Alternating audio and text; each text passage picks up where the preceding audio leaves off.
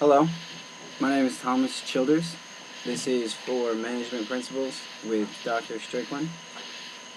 Um, I would have to say my greatest accomplishment as a manager would have to be when I had a problem with an employee at Auntie Anne's Pretzels. She was an older woman. She did not like taking orders or receiving things to do from somebody who was so much younger than her. There was a 25-year age gap where I was the supervisor and she was the worker. So she would give me a lot of attitude, and she just started developing problems throughout the workforce. And it eventually came down to me having to sit her down and speak with her and get over the whole conflict with it. I feel like that is a big thing that has to be accomplished with me, especially if I'm going to be managing people that are older than me and people that are younger than me. I have to be aware of myself, and I have to trust myself in my ideas that I have. And without that, I wouldn't have done as well as I did. But other than that, I really don't have any examples. My worst boss or supervisor ever would have to be at McDonald's when I worked there. I worked there from August, or not August, I'm sorry, from October of 2011 until August of 2012. Her name was Justina. She was the nighttime manager, which was the manager that I worked with almost all the time. She was the worst manager ever. She was not trained properly on how to be a manager, on how to speak to her employees, and how to speak to other people around the store as well, whether it be vendors or just operations people or maintenance people as well. She was terrible at relaying messages and just had a terrible attitude in general.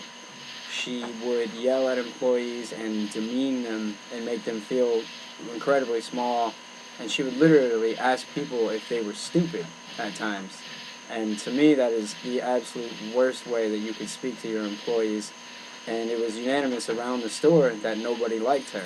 She was kept there though because she was she knew the store like the back of her hand.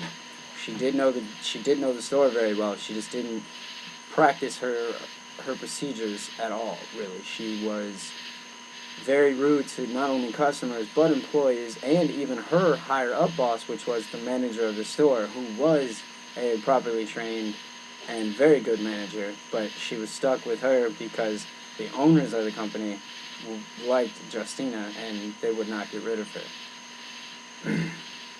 And as for the task abilities and the relationship abilities, I feel like they're both very important, but I feel like the task abilities are the most important.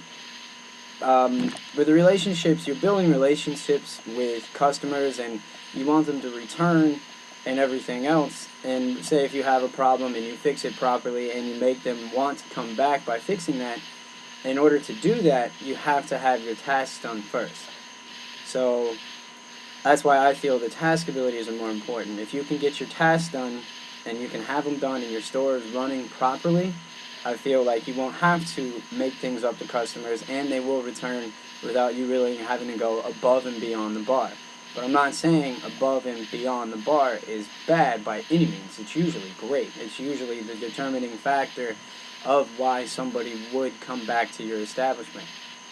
A couple of times that I've done that myself has been at Auntie Anne's, as well as where I've taken it upon myself a few times to go above and beyond to help a returning customer that comes to us all the time and just repeatedly coming day after day. And they come, and if they have a problem, I fix their problem right away, no questions asked, due to I know they will be back tomorrow and we get a consistent amount of money from them. And in order for me to do that, I had to have my tasks done inside the store, which was, granted, it wasn't too complicated, but it was still a managerial position. I was in charge of the store, and if I didn't have my stuff done, the store would not run properly, and I wouldn't be able to help the customer out.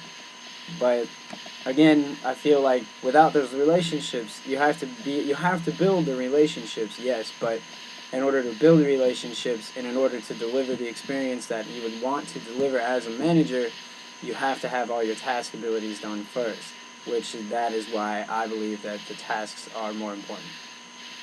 Okay, that is the end of my video. Thank you very much, Dr. Strickland. I look forward to the midterm on Wednesday. Thank you.